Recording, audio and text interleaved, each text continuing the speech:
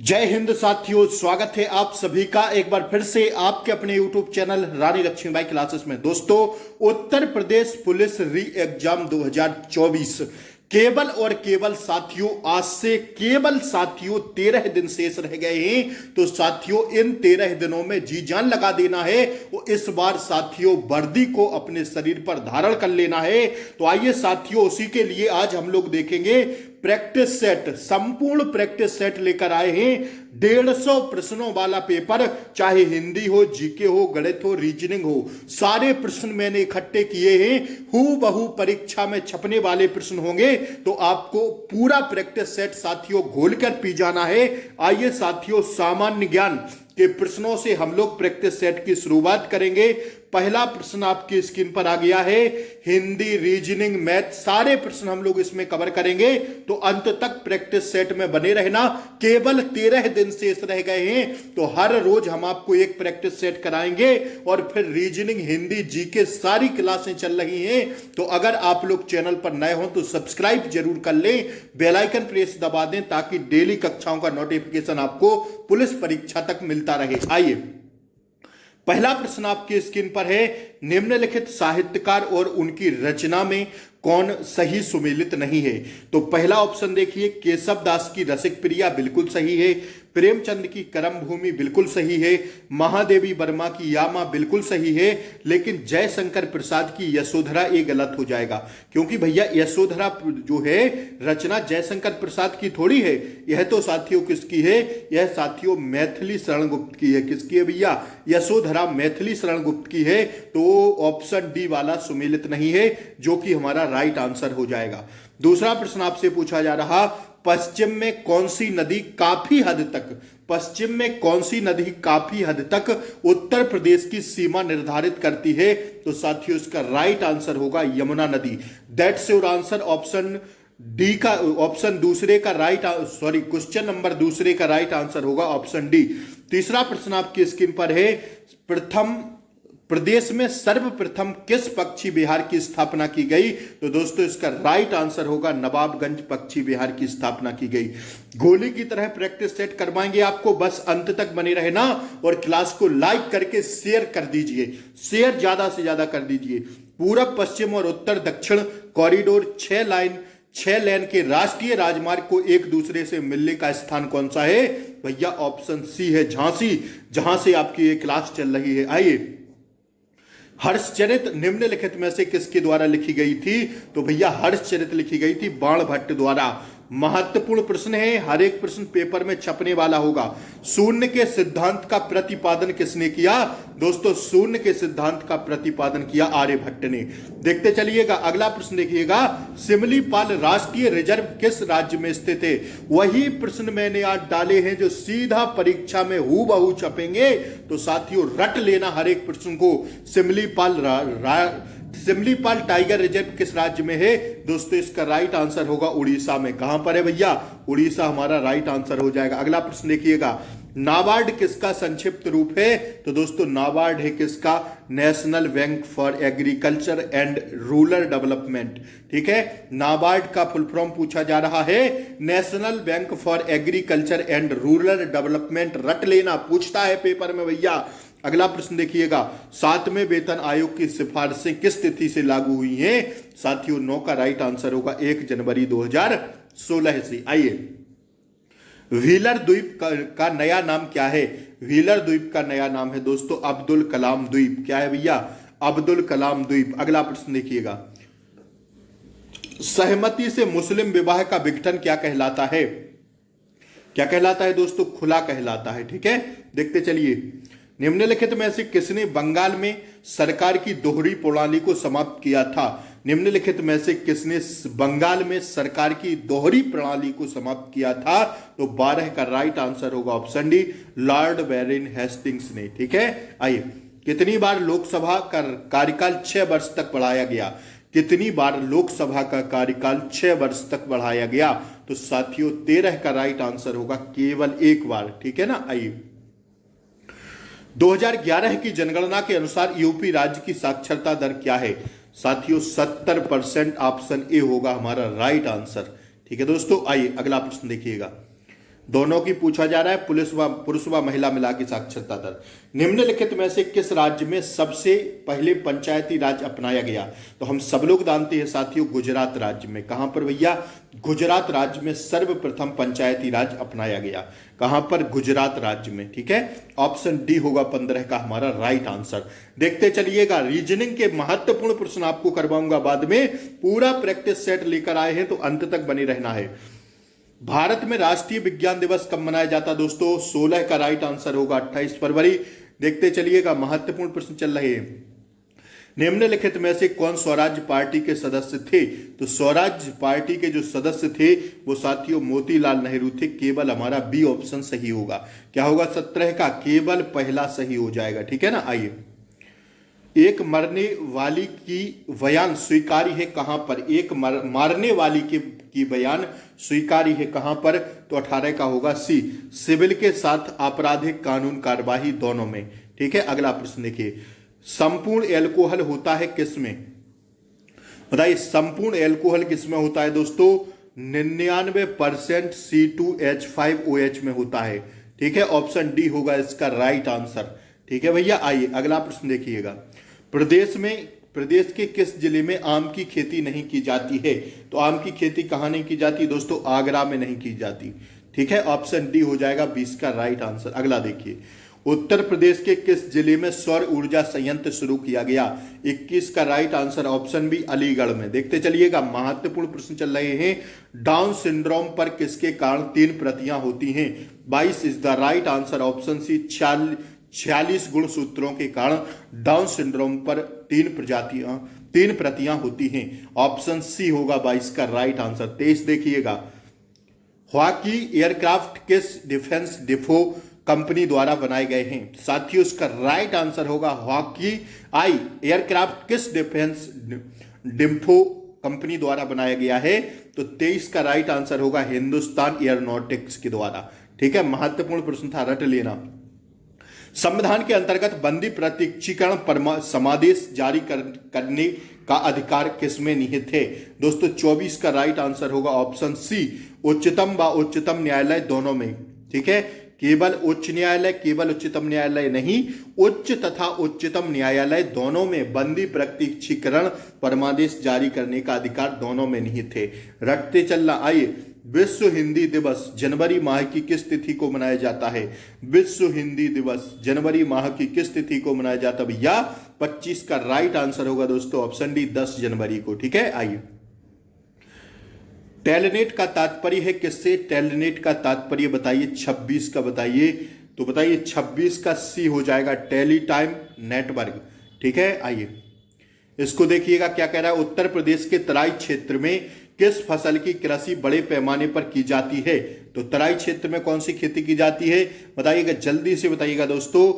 धान की और गन्ने की। ऑप्शन सी हो जाएगा हमारा राइट आंसर, पहला व चौथा। धान व गन्ने की, किसकी भैया? धान व गन्ने की। 27 का ऑप्शन सी होगा। आइए 28वां प्रश्न देखिएगा, मानसरोवर झील कहाँ स्थित है? मानसरोवर झील है भैया 28 का क्या होगा? ऑप्शन सी हो जाएगा, तिब्बत में स्थित है। कहां पर? ऑप्शन सी होगा 28 का राइट आंसर। 29 देखिए, निम्नलिखित कथनों में से कौन सा सही नहीं है? तो जो सही नहीं है कथन वो हो जाएगा ऑप्शन सी, हाइड्रोजन के कोई समस्थानिक नहीं होते हैं, ऐसा नहीं है। राष्ट्रपति द्वारा संसद के दोनों सदनों के लिए कुल कितने सदस्यों को नामित किया जाता है? 12 सदस्यों को। ऑप्शन डी होना चाहिए। तो इसका क्या होना चाहिए भैया? राष्ट्रपति द्वारा संसद के दोनों सदनों में के कुल कितने सदस्य? हाँ, 2 एंग्लो इंडियन, 14 होगा। 30 का ए होगा। 30 का क्या होगा भैया? ए होगा। आइए, भारत के राष्ट्रपति निर्वाचित होने की न्यूनतम आयु सीमा क्या है? भारत के राष्ट्रपति निर्वाचित होने की न्यूनतम आयु सीमा क्या है? तो राष्ट्रपति के लिए न्यूनतम आयु सीमा है साथियों कितनी? 35 बरस।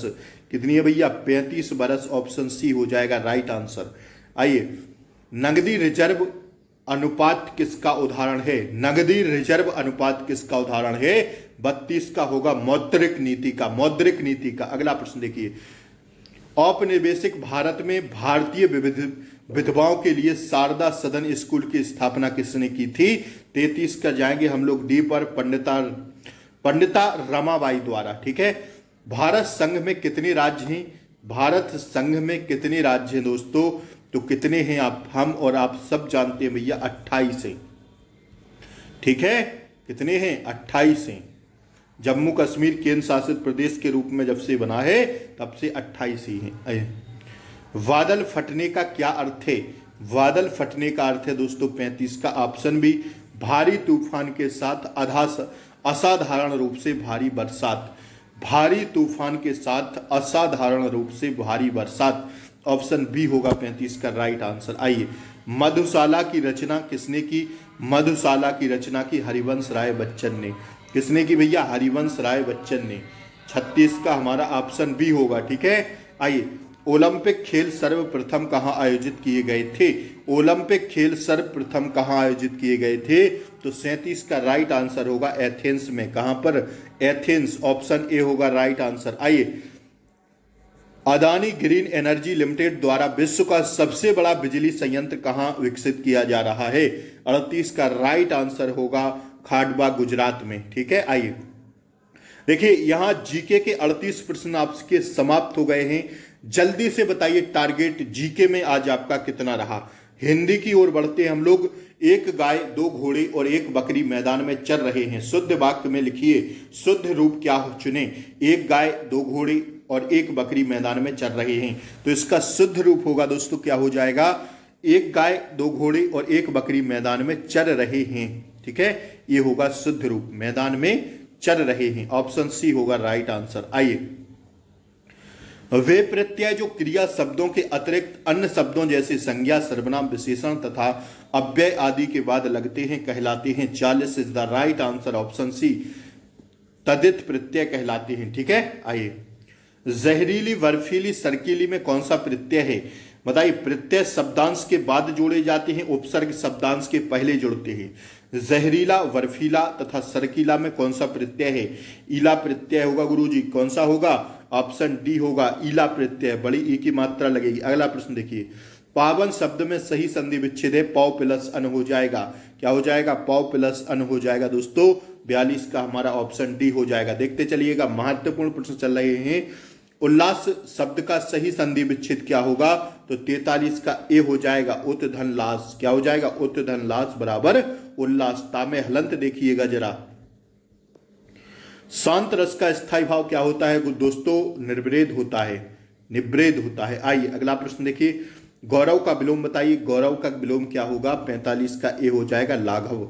ठीक है, अगला प्रश्न देखिए, अनभिज्ञ का विलोम, अनभिज्ञ का बताइए, 46 का ऑप्शन बी होगा अभिज्ञ। देखते चलिएगा, महत्वपूर्ण प्रश्न है, गमन का विलोम शब्द क्या है, 47 का राइट आंसर होगा ऑप्शन सी आगमन, गमन का आगमन।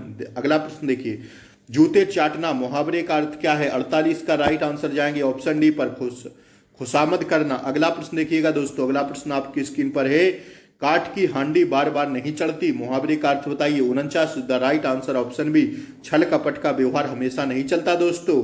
ठीक है, अलंकार का शाब्दिक अर्थ क्या होता है, आभूषण। ठीक है, क्या होता है, 50 का ऑप्शन सी होता है भैया। अगला प्रश्न देखिएगा, निम्न में से वाक्य का शुद्ध रूप क्या है, 51 का राइट आंसर होगा, अधिकतर लोगों का यही विचार है। ठीक है ना, अगला प्रश्न देखिए, आइए, अल्प विराम चिन्ह कौन सा है इनमें, ए बी सी डी में, तो अल्प विराम चिन्ह रहा ए, ऑप्शन ए हमारा राइट आंसर हो जाएगा। 52 इज द राइट आंसर दोस्तों, ऑप्शन ए। पढ़ते समय मेरी आंखों में पानी निकलता है, प्रस्तुत वाक्य में संज्ञा के लिए वचन का कारक बताइए। पढ़ते समय मेरी आंखों में पानी निकलता है, प्रस्तुत वाक्य में संज्ञा के लिए वचन का कारक बताइए, तो 53 का राइट आंसर होगा पुल्लिंग, बहुवचन और अपादान कारक। पुल्लिंग शब्द है, पुल्लिंग साथियों शब्दांश लिखा हुआ है, बहुवचन में है और अपादान कारक है। ठीक है, आइए, पुरुषवाचक सर्वनाम से संबंधित नहीं है क्या, तो कोई जो है पुरुषवाचक सर्वनाम से संबंधित नहीं है, कोई क्या है, अनिश्चयवाचक सर्वनाम का उदाहरण है, कोई मतलब पता नहीं क्या। ठीक है, तो मैं, हम, तू, ये सब पुरुषवाचक सर्वनाम के उदाहरण हैं साथियों, ऑप्शन डी हो जाएगा 54 का राइट आंसर। आइए, 55वां प्रश्न देखिएगा, निम्नलिखित में से कौन सा शब्द रात्रि का पर्यायवाची नहीं है, तो रात्रि का पर्यायवाची जो नहीं है साथियों वो नहीं होगा शशक, बाकी छपा, सरवरी और यामिनी। ठीक है, ये सब रात्रि के पर्यायवाची होते हैं। आइए, निम्नलिखित शब्दों में अग्नि का पर्यायवाची है, अग्नि का पावक होता है, आग, पावक, अनिल, उतासन, दहन, कृषाणु। ठीक है, ये सब अग्नि के पर्यायवाची हैं। तो आग का क्या होता? पीयूष अमृत का होता, अंबर आकाश का होता, मयंक किसका होता? चंद्रमा का होता। आइए, हो गया ना 56। अग्नि के होते हैं आग, पावक, अनल, उतासन, दान, कृषाणु, 6 पर्यायवाची। 56 का भी हो जाएगा। आइए 57 हो गया ना। सूर्य का पर्याय कौन सा नहीं है?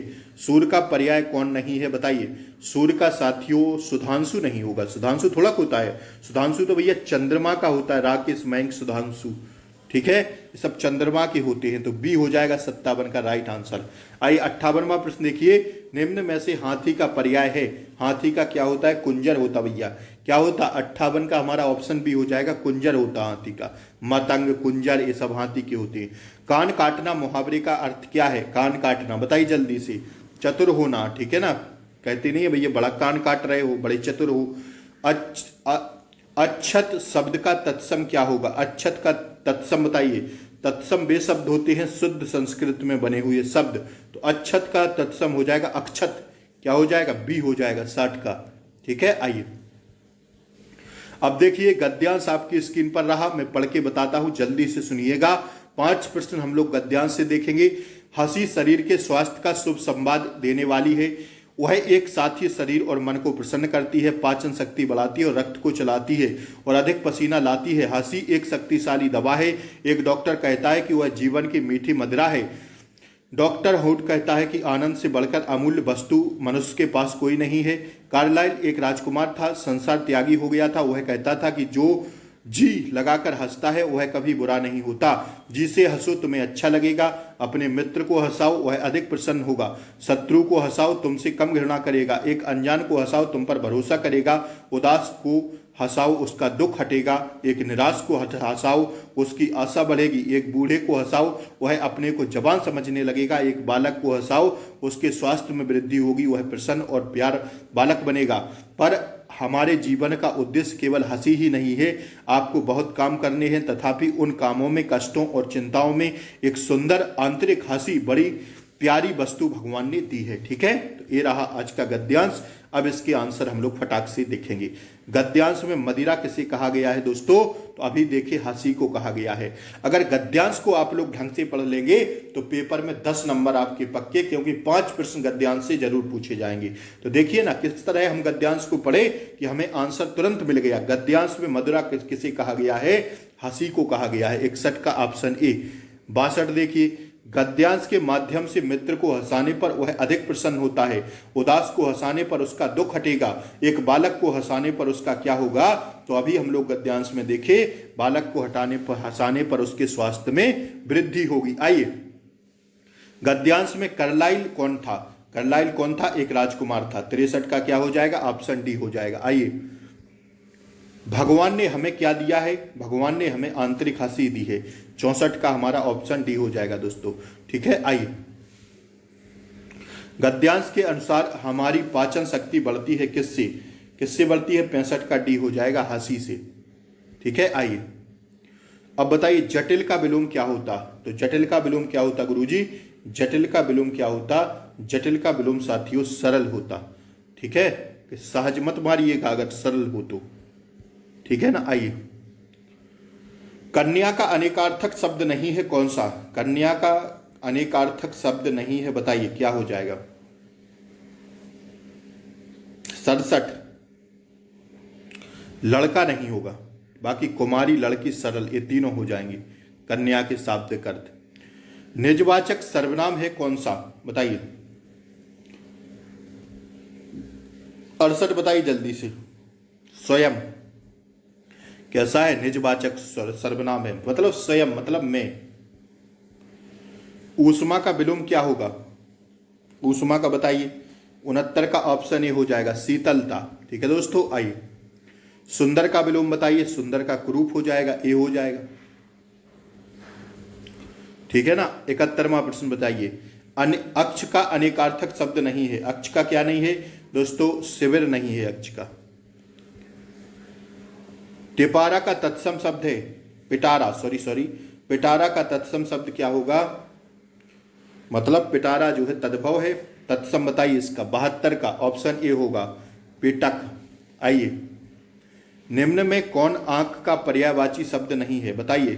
73 का क्या हो जाएगा दोस्तों? 73 का ऑप्शन डी हो जाएगा, अस्त नहीं है। बाकी नेत्र, दृष्टि, नयन, चक्षु, लोचन ये सब आंख के पर्यायवाची होते हैं। निम्न में से गणेश का पर्यायवाची शब्द नहीं है, तो गणेश का कौन सा नहीं है बताइए। गजानन होता है, विनायक होता है, गणपति होता है, कलानिधि थोड़ा होता। 74 का सी हो जाएगा, ठीक है। 75 देखिए, आइए। उत्तेजित शब्द में उपसर्ग है कौन सा, बताइए। उत्तेजित शब्द में उपसर्ग कौन सा है? तो 75 का उद, उद प्लस जित क्या होगा? उत्तेजित, ठीक है ना। तो उत तो मत लगाइएगा, डी लगाइएगा 75 का। आइए, यहां पर हिंदी के प्रश्न समाप्त होते हैं। रीजनिंग, तार्किक क्षमता के प्रश्न शुरू होते हैं। जरा गौर से पढ़िएगा। पहला ही ऑप्शन लाजवाब है और 100% पूछा जाता है। यह प्रश्न रट लेना, 100% पूछा जाता है। कहेगा कि अक्षरों का कौन सा समूह खाली स्थानों पर क्रमवार रखने से दी गई अक्षर श्रृंखला को पूरा करता है। तो अगर इसमें हम क्या भर दें, ए बी सी डी क्या भर दें कि हमें राइट आंसर मिल जाए दोस्तों। तो दोस्तों इसमें करना क्या होता है भैया, इसमें करना होता है कि पहले पूरे चारों को भर दीजिए, ठीक है, यह लिख के, और इन चारों को भर दीजिए।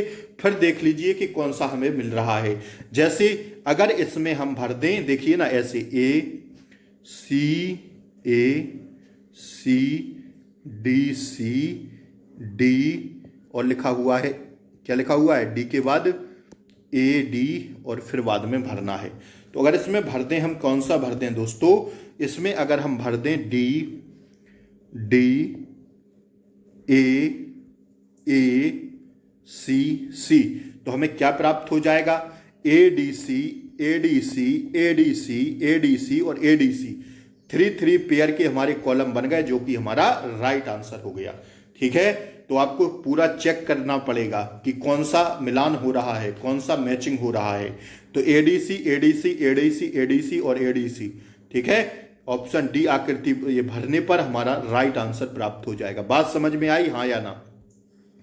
इसमें देखिए, निम्नलिखित प्रश्नों में दी गई प्रश्न आकृति में कौन सी आकृति छुपी हुई है? इसमें बताइए, ये जो प्रश्न आकृति है ये ऑप्शन वाली आकृति में कहाँ छुपी हुई है? तो इसमें तो छुपी नहीं होगी, क्योंकि ये तो बड़ा दिख रहा है। इसमें भी नहीं छुपी होगी, इसमें भी नहीं छुपी होगी, क्योंकि इसमें थोड़ा छुपी होगी। तो एक टेढ़ा भेड़ा किसमें दिख रहा है? में ऑप्शन सी में दिख रहा है, तो लगा दीजिए। इसी में मिल सकती है, बकाया तो मिल नहीं सकती। तो दिमाग काहे को ज्यादा खर्च करना है? ये वाली आकृति किसमें मिल सकती है? केवल सी में। इसमें थोड़ा मिल सकती है, इसमें तो ये बना हुआ है, इसमें ये बना हुआ है, इसमें नहीं मिल सकती ना भैया, इसमें मिल सकती है, लेकिन सी वाले में मिल सकती है। तो सी वाला राइट आंसर लगा दीजिए, ठीक है। अरे भैया सी वाले में तो मिल सकती है, कहोगे गुरुजी क्यों मिल सकती है? तो देखिए ना, मिल गई ना। कहाँ मिल गई? ये मिल गई ना, ऐसे ऐसे और फिर ऐसे फिर ऐसे, ये तो मिल गई, सी वाले में मिल गई, ठीक है। तो प्रश्न आकृति किसमें छुपी हुई है? ऑप्शन सी वाली आकृति में छुपी हुई है। बात समझ में आई? इसमें बताइए, दिए गए शब्द को देखिए। एक रीजनिंग की क्लास हमारी रात 8 बजे होती है दोस्तों, उसमें मैं संपूर्ण 55 प्रश्न करवाता हूं पूरा रीजनिंग के, तो उसको लेना ना भूलिएगा। उस क्लास को 10-10, 20-20 हजार लड़के रोज देख रहे हैं। वो क्लास बहुत ही सहज सुंदर क्लास होती है, सीधा एग्जाम के पॉइंट ऑफ व्यू से प्रीवियस ईयर के आधार पर 3 घंटे मेहनत करके आपको वो क्लास परोसते हैं। तो उस क्लास में जरूर रहा करिए, ठीक है। और इस क्लास को अभी तक लाइक नहीं किए हो, और अगर हमारी मेहनत अच्छी लग रही हो तो एक लाइक कर दें, और चैनल पर नए हो तो सब्सक्राइब कर लें। ऐसे ही 12 प्रैक्टिस सेट आपको करवाने वाले हैं डेली, तो जरूर चैनल को सब्सक्राइब करें। उसी से आपको क्लास की लिंक मिलेगी और क्लास का नोटिफिकेशन मिलेगा। बकाया भूल जाइए, नोटिफिकेशन नहीं मिल पाएगा, ठीक है। तो चैनल को सब्सक्राइब जरूर कर लें। दिए गए शब्द को पहचाने जो रेलवे स्टेशन से नहीं बनाया जा सकता। रेलवे स्टेशन से कौन सा नहीं बनाया जा सकता? तो गुरुजी कौन सा नहीं बनाया जा सकता? गुरुजी जो नहीं बनाया जा सकता वो नहीं बनाया जा सकता, देखिए STORY, बी वाला STORY ये तो बनाया जा सकता है। STAIR ये भी बनाया जा सकता। NOTARY ये भी बनाया जा सकता। लेकिन OSTTIC, तो O तो मिल गया, S T भी मिल गया, T भी मिल गया, और I भी मिल गया, और S, हाँ भाई 2 S नहीं है। रेलवे स्टेशन में केवल एक S है, लेकिन यहां पर 2 S दे दिया है। तो केवल ऑप्शन ए वाला साथियों रेलवे स्टेशन में नहीं मिलेगा, बाकी ये तीनों मिल जाएंगे।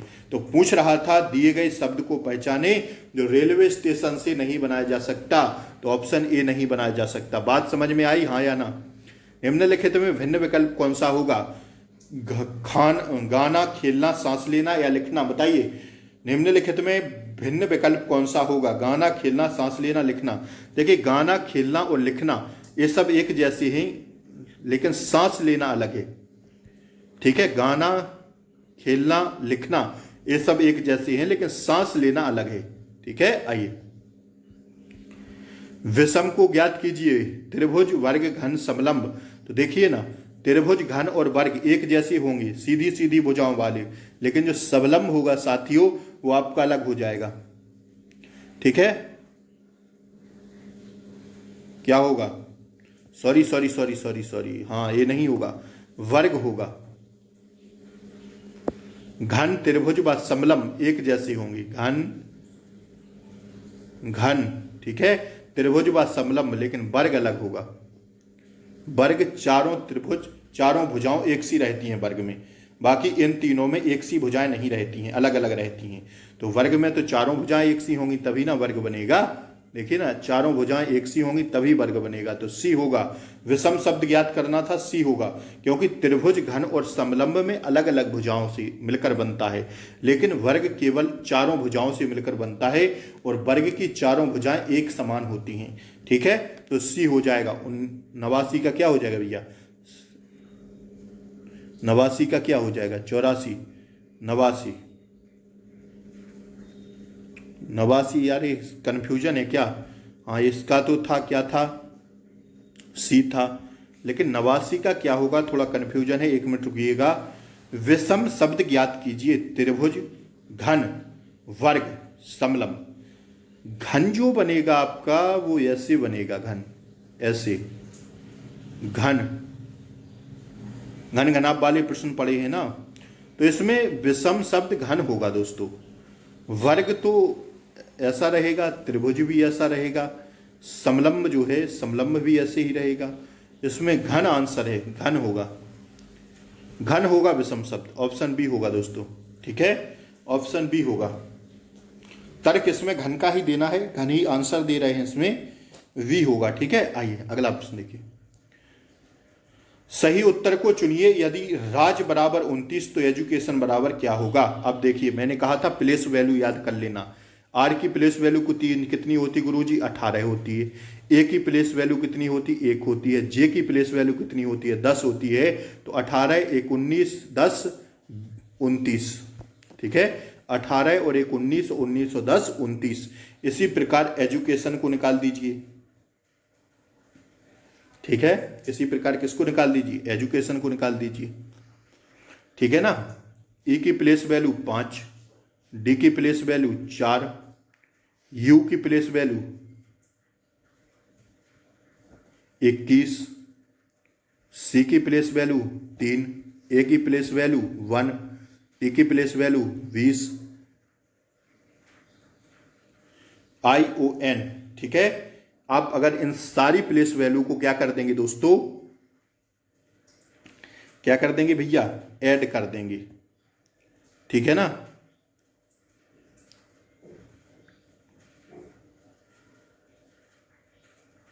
एफ की प्लेस वैल्यू 6 होती।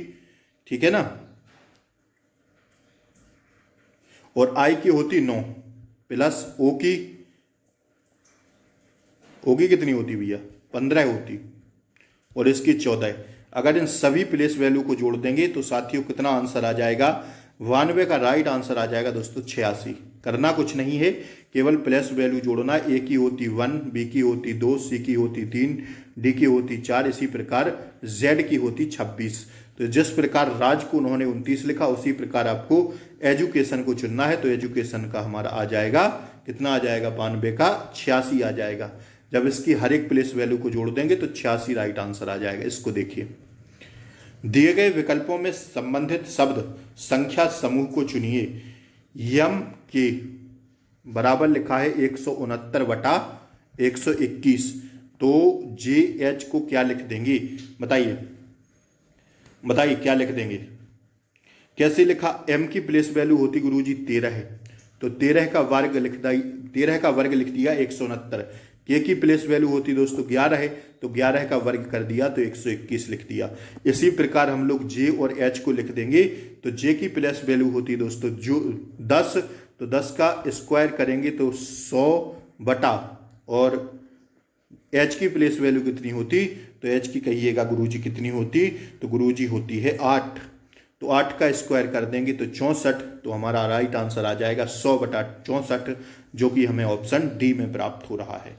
ठीक है, ऑप्शन डी हमारा राइट आंसर हो जाएगा। आइए इसमें देखिए, शब्दों का सार्थक आरोही क्रम में दर्शाइए। परिवीक्षा, साक्षात्कार, चयन, नियुक्ति या विज्ञापन। तो 101 का राइट आंसर होगा साथियों। क्या करेंगे, पहले क्या होगा, पहले भैया होगा आपका विज्ञापन, 5 लिख दीजिए। इसके बाद होगा साक्षात्कार, 2 लिख दीजिए। इसके बाद होगा चयन, और इसके बाद होगा साथियों नियुक्ति, तो 4 लिख दीजिए। इसके बाद होगी परिवीक्षा या प्रवेशन। ठीक है, तो साथियों 1 लिख दीजिए। देखिए हमें किस ऑप्शन में मिल रहा है, आरोही क्रम में दर्शाना था इसको। ठीक है, पहले क्या होता, पहले जैसे आप लोग पुलिस की परीक्षा दे रहे हैं तो पहले निकलता है उसका विज्ञापन, नोटिफिकेशन, फिर इसके बाद होता है साक्षात्कार। ठीक है, फिर मतलब परीक्षा आपकी, फिर इसके बाद चयन होता है, इसके बाद नियुक्ति पत्र मिलता है आपको, ज्वाइनिंग लेटर, फिर इसके बाद आपकी प्रमोशन होता है। ठीक है, तो ऑप्शन डी सही हो जाएगा। चाहे तो इसका स्क्रीनशॉट ले सकते हैं। ठीक है, आइए अगले प्रश्न की ओर हम लोग बढ़ेंगे। इसमें बताइए विषम शब्द कौन सा होगा। देखिए इसमें केवल विषम शब्द एक ही दिख रहा है, वो दिख रहा है TJW। कैसे, आप लोग भी इसका कोई और तर्क से निकाल सकते हैं, लेकिन जो हम तर्क लगा रहे हैं वो एक ही विषम दिख रहा है, क्योंकि इसमें जो है वोवेल और कॉन्सोनेंट 2 होते हैं ना, स्वर और व्यंजन। तो अंग्रेजी वर्णमाला में 5 स्वर होते हैं, A, E, I, O, U। तो O यहां पर मिल रहा है, E यहां पर मिल रहा है, U यहां पर मिल रहा है। दोनों कॉन्सोनेंट के बीच में एक स्वर है, एक वोवेल है, लेकिन इसमें ऐसा नहीं है, तो ऑप्शन सी केवल विषम हो जाएगा, संख्या। ठीक है, विषम केवल ऑप्शन सी होगा। आप लोग भी अगर कोई तर्क लगाना चाहें तो लगा सकते हैं। इसमें देखिए बताइए, इसमें भी यही पूछा है, दी गई प्रश्न आकृतियों में से उत्तर आकृति को चुने जिसमें प्रश्न आकृति निहित है। तो किस में निहित है भाई, ना तो इसमें दिख रही है कि जो है ए बन जाए, ए बनाना है, ना इसमें बनेगा ना इसमें बनेगा, इसमें तो बिल्कुल नहीं बनेगा, ना ही इसमें बनेगा, लेकिन इसमें बन सकता है ऐसे। ठीक है ना, फिर इस प्रकार ऐसे बन सकता है कि नहीं, देखिए ना, यहां से लाएंगे ऐसे कर देंगे, यहां से लाएंगे ऐसे कर देंगे। तो इसमें प्रश्नाकृति ऑप्शन डी वाली आकृति में निहित है। ठीक है, आइए अगला प्रश्न देखिएगा। पटना, दिल्ली, बिहार, भारत, कौन सा जो है वह आरेख चुनिए जो दिए गए वर्गों के बीच संबंध को सही निरूपण करता है। तो बताइए पटना, दिल्ली, बिहार, भारत क्या हो जाएगा।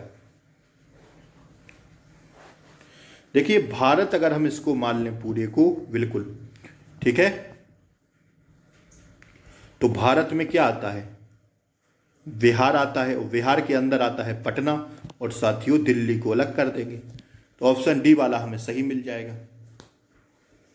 ठीक है, तो इस प्रकार से आज हमारा ये प्रैक्टिस सेट समाप्त होता है। कैसी लगी क्लास जरूर बताएं, और अगर क्लास अच्छी लगी हो तो लाइक शेयर सब्सक्राइब जरूर करें। फिर मिलते हैं अभी शाम 6 बजे रीजनिंग के साथ, फिर रात 10 बजे हिंदी के साथ। इसलिए चैनल को सब्सक्राइब करके रखें ताकि डेली क्लासों का नोटिफिकेशन मिलता रहे। क्लास को लाइक कर दें, शेयर कर दें। 13 दिन बच्चे हैं यार, जी जान लगा के पढ़ लीजिए, इससे अच्छा मौका कभी नहीं मिलेगा। एक सीट अपनी सुनिश्चित कर लीजिए। जय हिंद, फिर मिलते हैं अगली क्लास में, तब तक के लिए जय हिंद, टेक केयर, बाय बाय, नमस्कार।